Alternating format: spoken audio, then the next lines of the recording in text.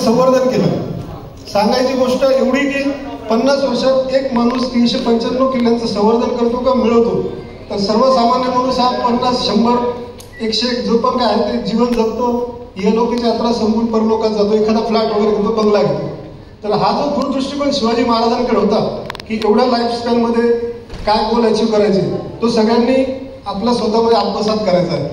आणि बऱ्याचशा गोष्टी जेव्हा स्वराज्य स्थापन होत होतं त्यावेळेस स्वराज्यावर विविध प्रकारचे आक्रमण होत होते, जसे पोर्तुगीज, डच, इंग्रज यांचे आक्रमण स्वराज्यावर होते, महाराजांनी हेरलं। त्यातल्या त्यात ते जे आक्रमण आहे ते आक्रमण समुद्र मार्गाने, सागरी मार्गाने होणार आहे हे महाराजांनी सर्वप्रथम ओळखलं आणि त्याची साथ म्हणून कान्होजी आंग्रे सारखा माणूस बरोबर घेऊन बलाढ्य असं आरमार शिवाजी महाराजांनी उभं केलं। तर आपण सर्वांनी ह्याच्या गोष्टी मी सांगतोय की महाराजांचे दोन गुण जे आहे की परक्यांचं आक्रमण झालं त्याला आपण बंदोबस्त कसा करायचा आणि जो दूरदृष्टिकोन ठेवून 50 वर्षाच्या स्पॅनमध्ये प्रगती कशी करायची, हे सगळं आपण आपल्या बिझनेसमध्ये, आपल्या आयुष्यामध्ये उतरवून भावी आयुष्याची वाटचाल चांगल्या रीतीने करायची असो। एसीसी सिमेंट तर्फे आपल्या सर्वांचं मी हार्दिक स्वागत करत आहे। एसीसी 1936 साली स्थापन झालेली कंपनी, आपल्या सर्वांना माहिती आहे। एसीसीने बरेचसे असे प्रॉडक्ट्स जे तुम्हाला दिलेले आहेत स्वातंत्र्यपूर्व काळ 1936 पूर्व आणि स्वातंत्र्यानंतरचा 1936 नंतर जो स्वातंत्र्यानंतरचा भारत बनला त्यामध्ये एसीसीचा सिंहाचा आणि मोलाचा वाटा आहे।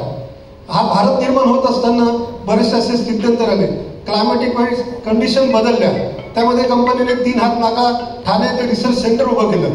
पहिले पीपीसीच्या अगोदर ओपीसी 33, ओपीसी 43, ओपीसी 53 अशा बरेच प्रकारचे सिमेंट होते, पण निसर्ग हा खराब व्हायला लागल्या कारणाने कंपनीने रिसर्च करून पीपीसी सिमेंट आणलं, त्यात आणखी स्थित्यंतर केले, सुरक्षा नावाचं सिमेंट आणलं। त्यानंतर कंपनीने ब्रह्मास्त्र, मी त्याला ब्रह्मास्त्र म्हणतो, कॉन्क्रीट प्लस नावाचं सिमेंट आणलं।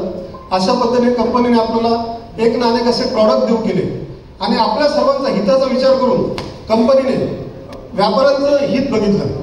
हे सगळं चालू आहे, याबरोबर कंपनीने उत्तरोत्तर व्यापाऱ्यांची प्रगती कशी झाली पाहिजे, रिटेलर डीलरांची प्रगती कशी झाली पाहिजे, त्याकरता त्याला जोड म्हणून लिक ब्लॉक नावाचं वॉटरप्रूफिंग सोल्युशन पण मार्केटमध्ये आणलं।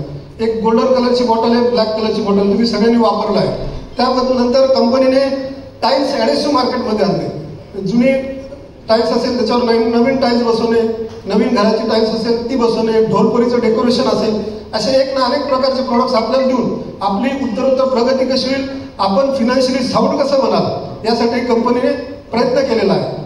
तर मी जास्त वेळ न घेता आपल्या सर्वांचं परत अनमोल परिवार महोत्सवमध्ये हार्दिक स्वागत करतो। धन्यवाद।